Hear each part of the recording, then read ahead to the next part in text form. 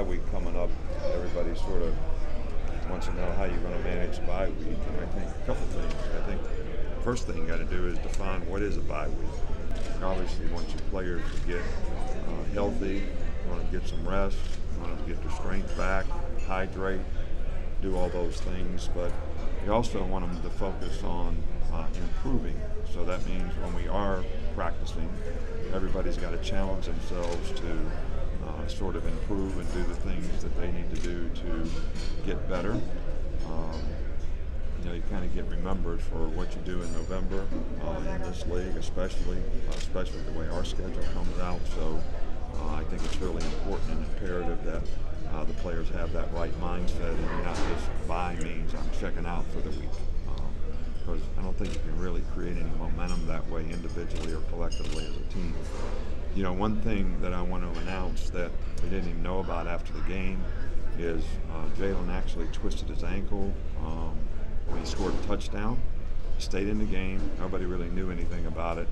So it was a bit of a high ankle sprain, and they did a minor procedure to try to help the healing.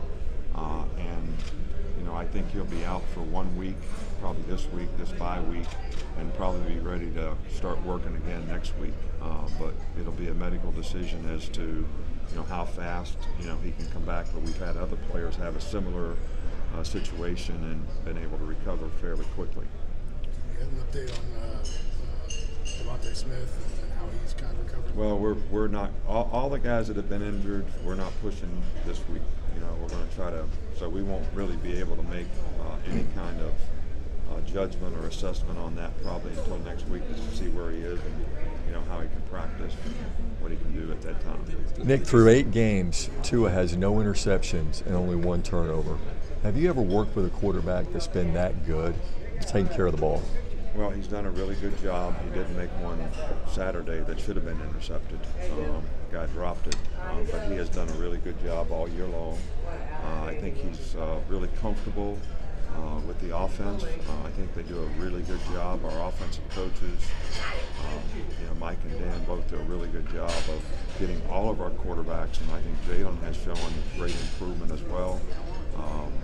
In terms of what they're reading, what they're keying, what their progression is, where they go with the ball, and we emphasize all the time, how important it is to take care of the football and how important turnover margin is, and want to get turnovers on defense and not give them up on offense. So I think that's really critical stat in winning, and I think both of our quarterbacks, we always say every possession needs to end in a kick. It can be a punt, it can be a field goal, or an extra point. Right? But when you give them the ball to the other team, it usually is, the point value is almost 4 points every time you make a turnover. I know Damian had to sit out for a play, and then Raekwon was out for that first half. Will they both be eligible to start for the next game? Yeah, Raekwon played in this game, Damian played in this game, so, it's just, it is what it is. They're no problem. They're good. Hopefully they learn a lesson. Did you see the hit on the targeting call on Devin White, and what's your thoughts on that?